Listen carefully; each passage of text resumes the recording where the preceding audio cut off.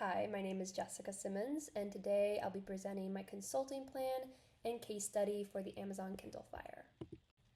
So, what is the Kindle Fire? It's a 7-inch color Android based tablet launched by Amazon in 2011. It's designed as a low cost gateway into Amazon's ecosystem, and what that means is that when customers got their hands on this product, they had access to Prime Video, Kindle eBooks, Amazon App Store, and cloud storage all in one device.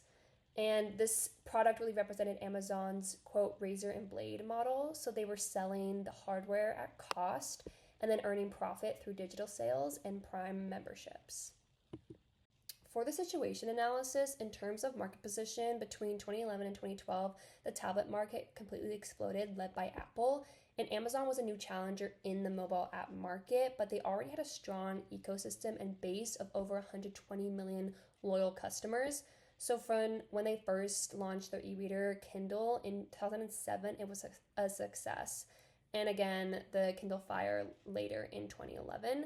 But there were some key stakeholder challenges. So for Amazon, they had limited experience in hardware manufacturing and differentiating themselves from Apple while keeping low prices. For app developers, Amazon keeping 30% of the commission reduced their net income per app sale. And also, Amazon's approval process or pricing control limited flexibility. For consumers, the smaller app selection limited their choice. And for competitors, Amazon's entry pressured them to improve user experience and curation, and then vice versa. And then we have the target markets that the case talks about. So for the Kindle Fire, the first one was media junkies. So people who stream movies, read books, and use apps regularly. And then there was the families and children. So people who want something affordable and a safe device for kids and at-home use.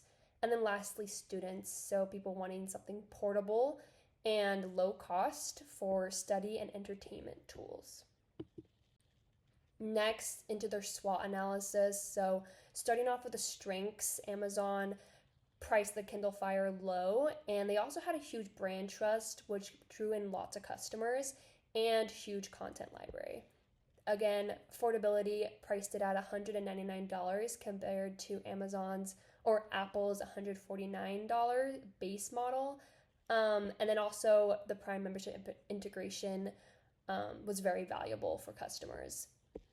And then weaknesses, they had low hardware profit margins, as well as limited app selection compared to Apple, and weak gaming specs. However, there were opportunities in the market, so growing demand for budget tablets, as well as growing digital consumption and mobile markets. And there was expanding family and education segments, so the Kindle Fire was really great for those markets. And then lastly, of course, threats. Apple's dominance in the market with their iPad, especially with the second iPad in 2011, and then publisher resistance to lower pricing. And of course, there were new competitors on top of Apple, including Samsung, and then Barnes & Noble's Nook, and then also Sony. So then we have Amazon's product positioning and strategy. And it talks about the Kindle Fire in terms of the iPad 2, the Nook, and the e-reader from e-ink screen.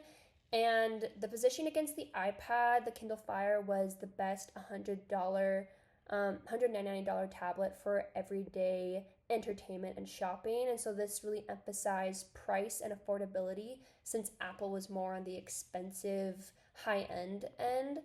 And then we have Nook, so it really positioned as all your reading, watching, and shopping together in one place. So really emphasizing convenience as well as the features of the Kindle Fire. And then for the e-readers, it was more than reading. There was streaming, browsing, and play on a Kindle that you already trust.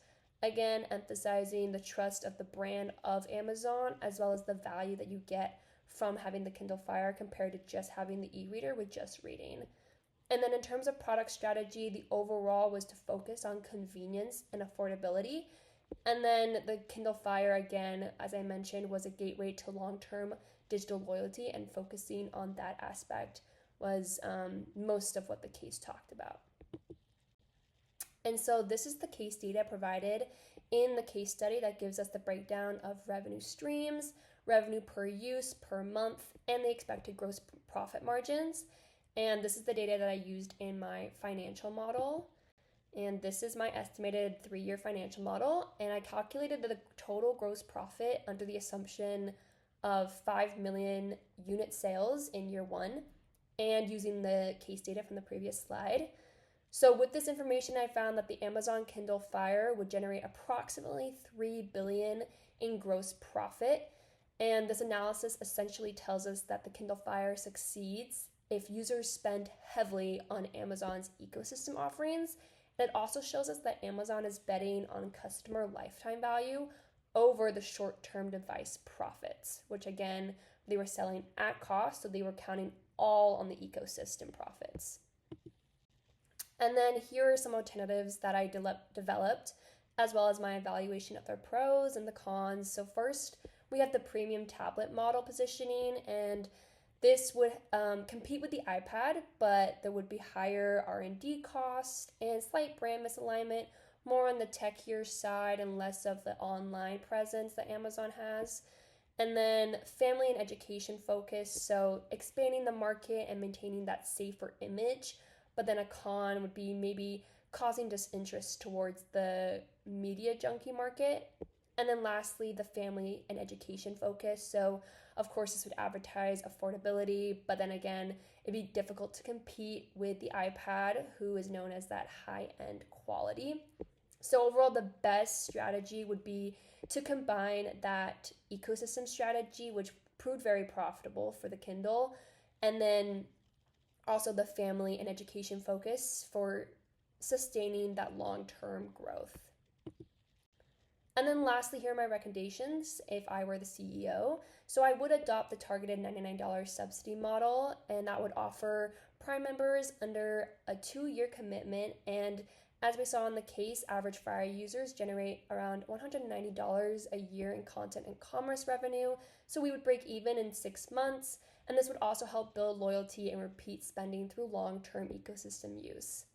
And then also exploit downstream advantages. So really focusing on installed base, customer data, things like that, and not really competing on hardware specs. And then lastly, really leveraging the people as channels. So user reviews and communities, brand advocacy to create credibility and lower customer acquisition costs, and really creating and encouraging that organic marketing. And that is all I have. Thank you.